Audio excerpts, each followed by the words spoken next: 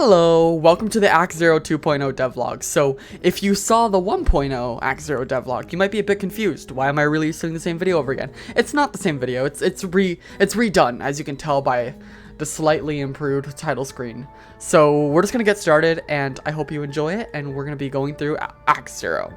So let's get started. So I'm just gonna create a new universe here, and this doesn't actually erase your save. It just makes a new universe. So let's get started. Hopefully you like the audio quality because I just got a new microphone. So hopefully it sounds really nice. It no longer like fades off with my voice. If you know, you know. But here we go. So we'll load into the brand new cutscene. So this loading screen is kind of black. And it kind of took a long time to not crash the game. But Unity with loading can be really weird sometimes. So it shouldn't take this long. This isn't a good sign. It really shouldn't take this long. Okay, here we go. Your story begins in a small desert town. May 6th, 2007. Age 7. I actually wrote all of the lore around it being 2007 and you being 7 years old. Because I'm crazy and I love that number. So here we go. So we have the Act Zero cutscene, and this was all completely remade from scratch. You can see like some nice TV reflections there. You can't see my cursor. I can't see mine either. But in retrospect, I would have rendered this in 4K. But when I started this, I didn't know that I would get a 4K monitor, so I never bothered. But then we got this scene, which this scene has a lot of details. I don't know if you've ever noticed them. Like the little shaking as he comes up, and then the blankets and the little Lucy thing right there. And then there's a new shot right here where it shows him cuddling with the Lucy plushie. I really like that shot. And then this little thing. This is cool because this little thing on the bottom, that's not a modeled hand. That's my real hand. I was so extra for no reason. I literally green screened my hand drawing and then I put it in the game. I could have just done it without, but it was like whatever. So then we get to this shot, and this shot is in the theater, and I thought it would be really cool to show. There's a little bit of a mistake right up there. Oh, well, you can't see it anymore. It's just a reflection mistake. But then suddenly, it was all gone. So this text was added pretty late into development. I called it glue. So Act Zero kind of felt a little disjointed, and the entire game felt a bit disjointed. So once I had the idea to start each act off with a poem, I kind of had that sort of text be like the narrator, you know. So I don't know if that's interesting, but that's how it is. So you'll notice that throughout the game, and it'll definitely be back. So then we got this little cutscene here. This was supposed to be a time lapse, but I realized that I would have to model like so many iterations of the bedroom, and I really didn't want to do that. This is the iconic shot from the cutscene. I really like this one. And then fade away. And then he walks off and continues on his life. So 11 years later, and in one of the betas I had gotten that year wrong, and the beta testers went kind of crazy trying to like figure out the math of it because I had just gotten it wrong. It took a little bit to get all this math right, believe it or not. All right, so here we are. This is Lucas's bedroom, and I'm honestly really proud of this bedroom. This bedroom was inspired by a few different bedrooms that I've been in my life, but I really like this sort of like cove thing. You know what I mean? It's just like, I like having like when a room is like segmented in a way where it's like this is this segment, and then there's this segment, and then there's this segment. And I really love a vaulted ceiling. Like this sort of thing is so cool. Also, a little fun fact, you can like, if you match it perfectly, you can see the fan blade textures. It's just the wood texture. But anyway, so this is something I painted in Photoshop. And then I just mapped it onto the wall, and you can see there's a lot of little details, like tiny little trees here and there. And then we got these chains. I actually have these in my old room and on my office right now. And I would use them to mark my working out progress. So that's a little fun Easter egg. I mean, they don't have anything written there because I didn't want to bother with that. But we got this Lucy poster, which is not an inspectable for some reason. I will have to fix that. And then we can look outside, and we got some nice volumetric fog.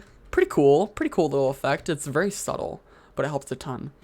And then we got the closet, which brings us to our first artifact, the Pez Lucy. So the Pez Lucy was just an Easter egg from the Patreons, and I thought I would include it. Anyway, sorry, I'm taking forever. Here's a poster board. It has a ton of secrets if you want to look through it. Then we got this whiteboard, which also has a ton of secrets. I actually drew this on a real whiteboard, and then I scanned it in, which is why it looks so crappy. And then we got this. This was added like the night before I released 2.0, and I just was like, why? Oh my gosh, that was unnecessary. I was like, why can't we use this bike? So then I gave an excuse for that. So let's go down. Oh, let's go downstairs. So this door is locked. It doesn't lead anywhere. You know what? We should turn on cheats. Wait. Ah, I'm in the, hold on. Okay, sorry, I had to switch to the free play universe so that we can use cheats here. If you don't know what this is, you can press the slash key to get to the console, and you can use this to enable cheats, as you can see right here. So we're just going to enable cheats, true. So then that allows us to like fly out of the map. So you can see, it's a kind of interesting actually.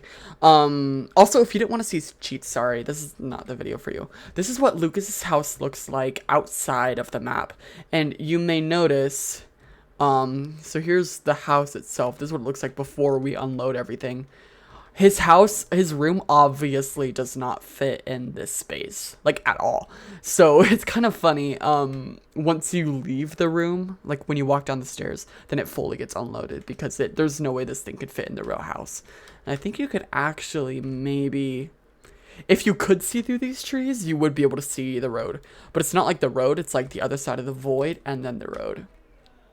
And then even the road is like not very well modeled because you're not supposed to see that far. But anyway, so I'm going to be teleporting a lot, and the teleport is done by pressing and holding T and then letting go, and it just moves you to that point.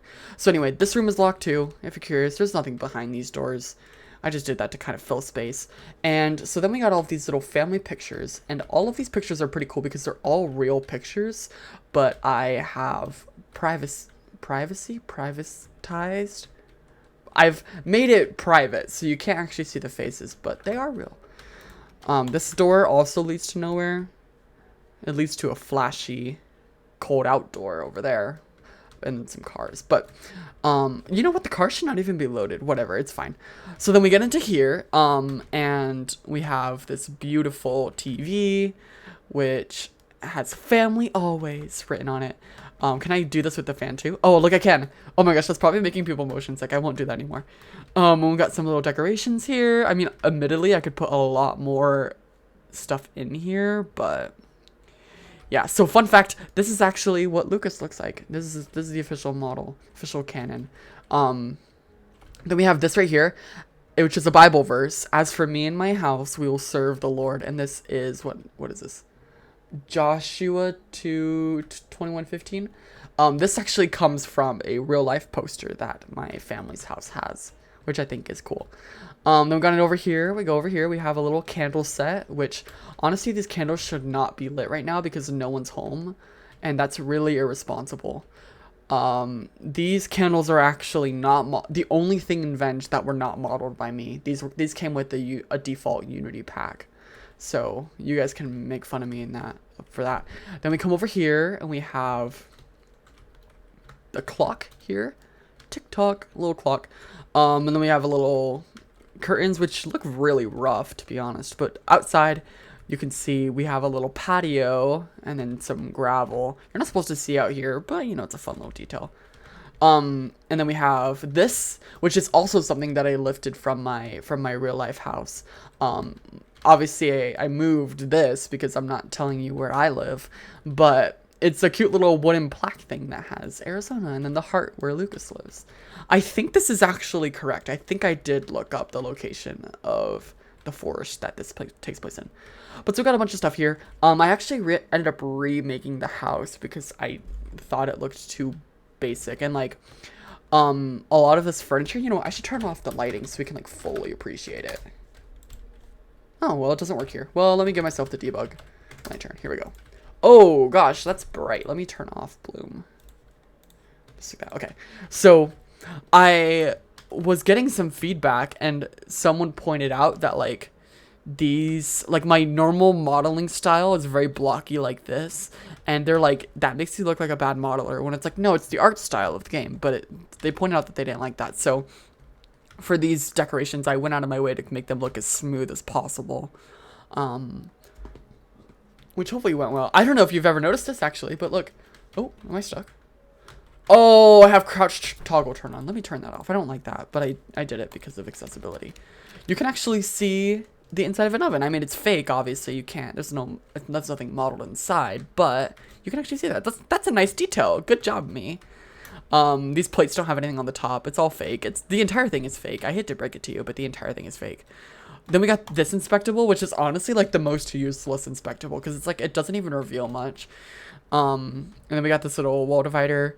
And you may notice this house looks extremely similar to the All She Wants for Christmas Is You house. Ignore that. Don't worry about that. That won't be important anymore. And then we got this, blah, blah, blah. Yeah, okay. And, sorry, we're 10 minutes into this video, and I have not left the house. So we walk outside, and as soon as we walk outside, everything gets loaded. And then as I pointed out before, the Lucas's bedroom is gone. If we fly over here, you can see, ta-da, it's gone. There's the bedroom door, and it leads to, oh. Well, okay, it just loaded in. In my defense, it just loaded in, so we can watch this, like, when I teleport over here. Okay, well, I broke it. You know what? That's fine. This is what happens when you fly around. You get to cheat. Once again, this house was also inspired by my own house, as well as a few other houses I've been in that I really like. And it's pretty cool. Oh, let's talk about this over here. I think this is interesting. So, if you remember in the trailer for Act 0 2.0, I had shown a shot of these guys, and it looked really cool. They were like blowing in the wind and stuff. If you haven't seen it, you're a fake fan. But I made that shot, and then I was like, wait a second, that kind of is bad because it's not actually in the game. So then I quickly added it in the game, and it looks like really spooky like this, with their faces like lit up like that. Anyway, that's why they're here. And then we have this girl. I don't know who this girl is.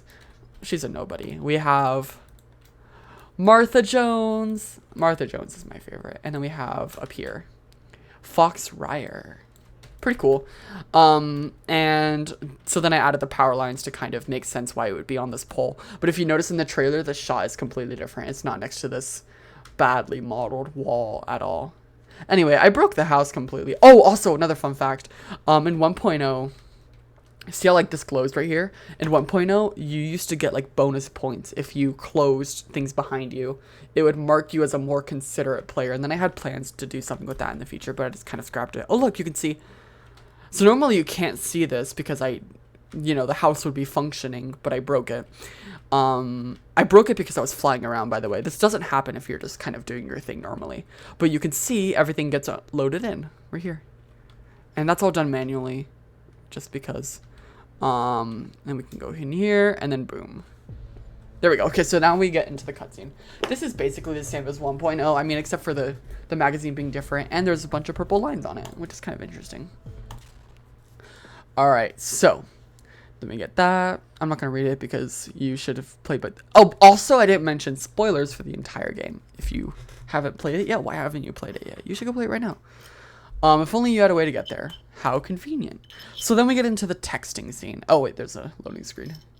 I actually originally had all the loading screens in Act 0 be just black screens because I thought I was being cute by being cute and dramatic, like, oh, black loading screens. Turns out that's a really bad idea because on some devices it takes a long time to load, and a loading screen is easier communicated than a black screen because people kept complaining that the game was crashing, and it's like, no, it wasn't crashing, it was just loading in the background. Okay, so we're gonna talk about this now. This is the phone scene. It's a lot better than 1.0, but it's still like boring, there's only so much you can do with the phone scene. But I actually have something cool to show you. I'm gonna pause it real fast. So does this look familiar? The hey, what's up? And I think how come for hello, can I borrow your bike? And hi, can I borrow your bike? That's because this entire dialogue is built in my own custom tool here. And you can see it's really long. So this is how I wrote the phone scene dialogue. It was such a laborious process. I did a lot of it in school, which, oops. But basically what this does is it lets me draw everything out, and then I can use my mouse and my keyboard and stuff to write all the options, and then it gets exported out. So you can see just how many possible just like dialogue trees there are. So these blue ones are ones that are endings. You can see, for example, right here it says bad. That means that you got the bad ending. And there's a lot of ways to get endings. There's 1, 2, 3, 4, 5, 6, 7, 8, 9, 10, 11. There's like at least probably 20. And it's all right here. And so this is how I made it, and this took a bit to do. And I had made like 5 different versions of these trees before I ended up on this one. So that's how the phone scene was done. And then it just gets loaded into the game in real time, and then it carries on as normal. So actually there's something interesting I can show you here too. Each of these nodes here have a little slider here called the emotion slider, and you can see some of them are really low and some of them are really high. The lower it is, the more concerned and angry the guy is, and then the higher it is the more happy. And then I also have little notes here, for example, an emotion, being confused. I had originally wanted it to show like his emotions as you're texting, so like off to the side it'd be like, this confused him. But I tried it and it was not fun. It looked really janky. But this one right here is where it has the little notes on the side. Anyway, so then if the game detects that you go from something really high, like right here, to really low right here, then it'll go boom, and it'll do a bass drop, and then that's like, that signifies that like you made a mistake. Anyway, it's just kind of interesting. So that's how this was done, and so then you can do your thing and you can do the dialogue. I don't really have anything too interesting to say about this, except for the fact that this is, it's apparently negative 3 a.m. Love that. But there's a little Easter egg with this, actually, that someone pointed out. So I did not even expect people to point this out, but this is Fx and Lucy, the little red and green hearts. I didn't even expect anyone to point that out. Anyway, so the more angry or suspicious he is, the more the screen will get like red, and it'll like go dong, you know what I mean? It gets really spooky. Let's see if I can do it, but I'm not gonna spend too much time because this video is already almost 20 minutes long. Oh, did it just do it now? Yeah, see how the screen is like getting a bit red? Is it? Okay, well, I'm making it up. Let's go with this one. It only got a tiny bit suspicious, but the screen will get red. There will be a heartbeat sound, I think, and then the music gets all wonky. Oh yeah, this one. This is funny. I was gonna add a picture, but I couldn't. The Gopus magazine. I thought I ate so hard with that name when I first made it, because it was supposed to be. Yeah, here we go. You can see how like the camera's going in more and it's getting like blurry a bit. It's supposed to be gossip backwards, but I don't know. And then it was just too late to change it, and so it's super funny now. But at the time when I made it, I thought I was serious. Let's see if I can get myself into a sticky situation.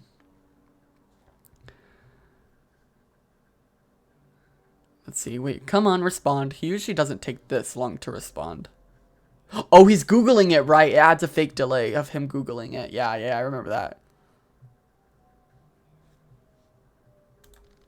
Yeah, there we go. See how it's like turning red, and it's like kind of like, ooh, it's like really tense. All this sort of thing really ended up helping.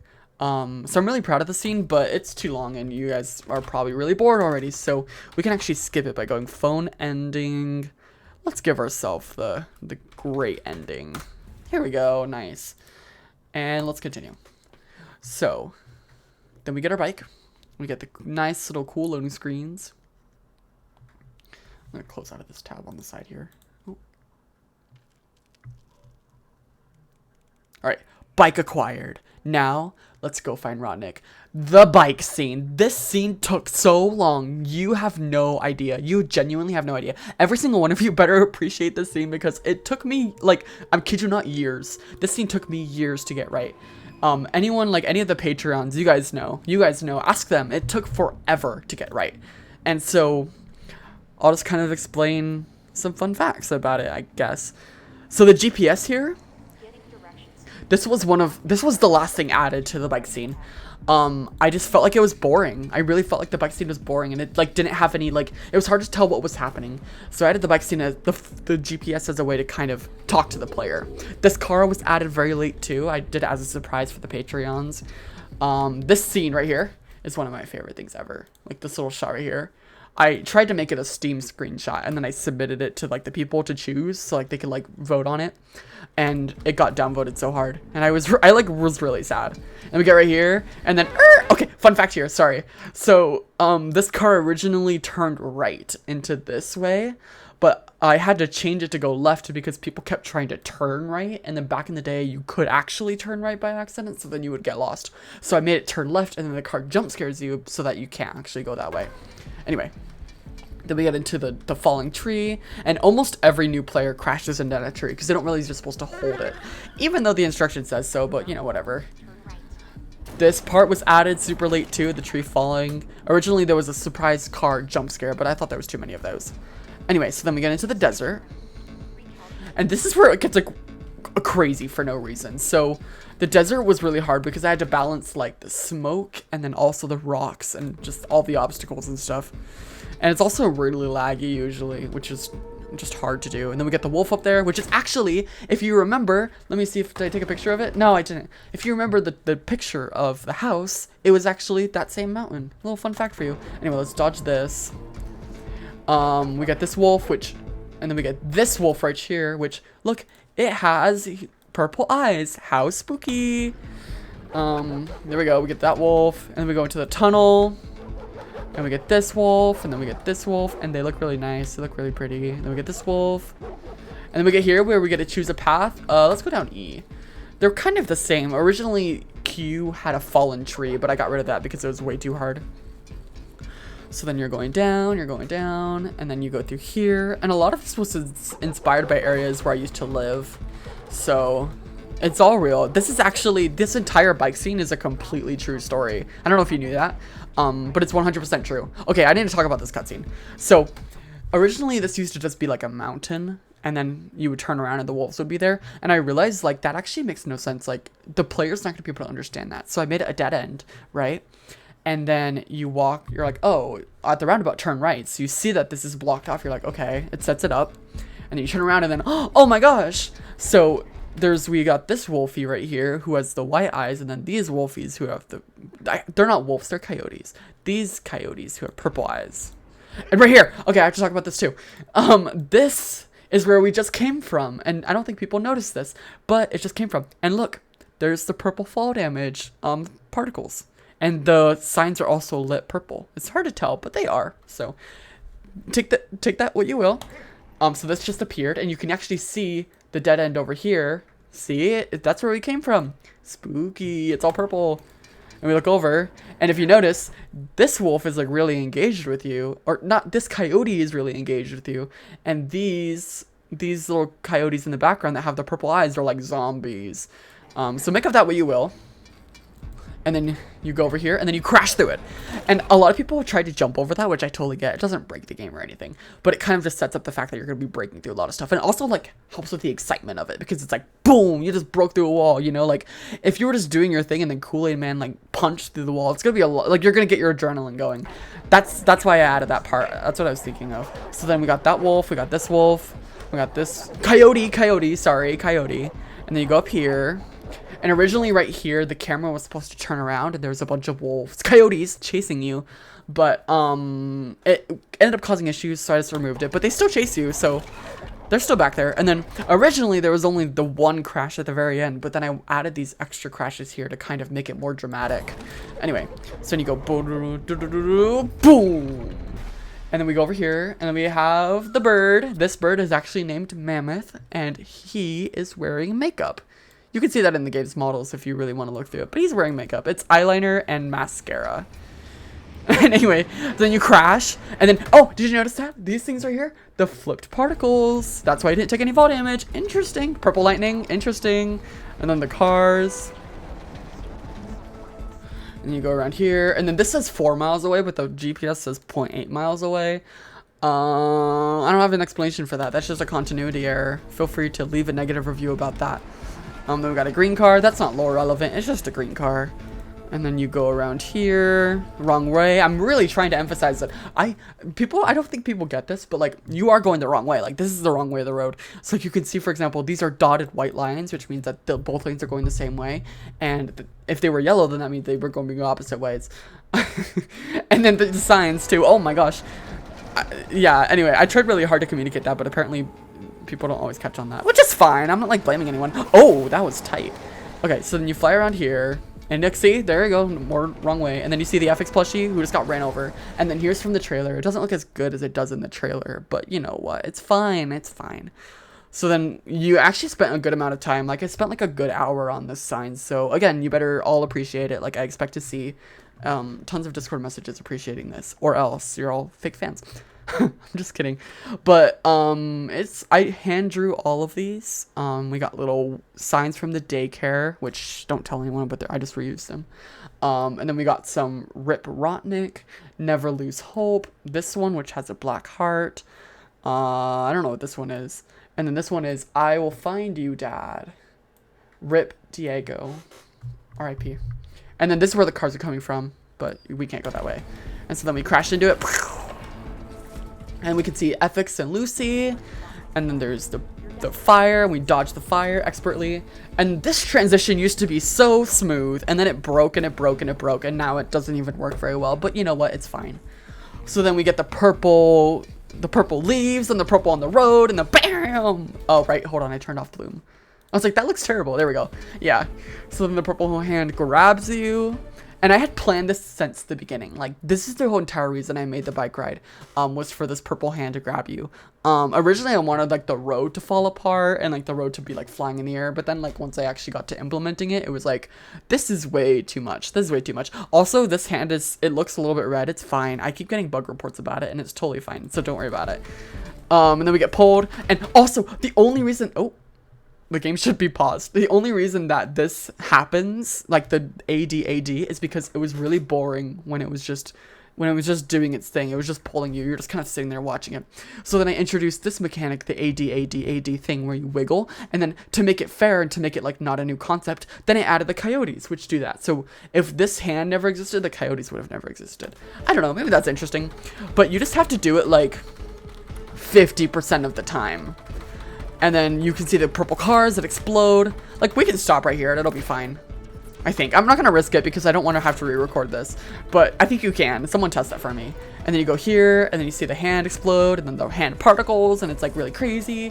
And then you see these purple cars that keep disappearing, and then you see all the souls, which if you played the rest of the game, if you played the rest of Act 1, you know all these souls. There's so many of them. I mean, lore-wise, there probably should be like 600, maybe 1,000.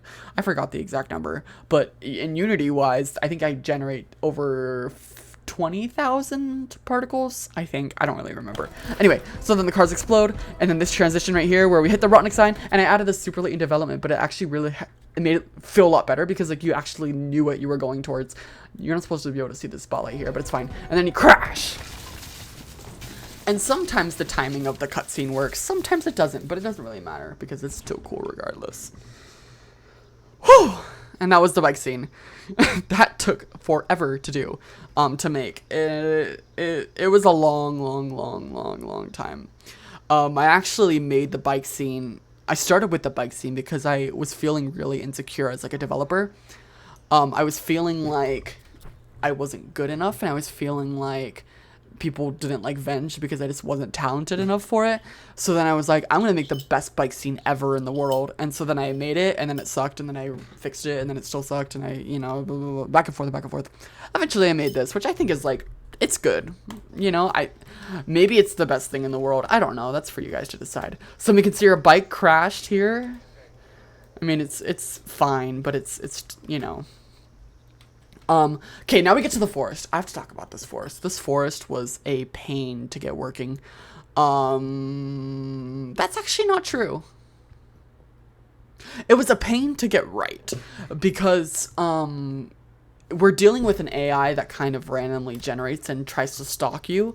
And the thing about the forest is it's either like hit or miss. Like you either get it and you love it, or it completely flops for you. So for example, in Fusion Z Gamer's video about Act Zero, Chairman didn't do a good job. Like honestly, he kind of fumbled the bag. Not Fusion, but Chairman did. Fusion was just like running, and then Chairman wasn't teleporting in front of him. It was kind of disappointing to watch. Again, not because of Fusion did anything wrong or anything. The video was awesome. Thanks Fusion for playing.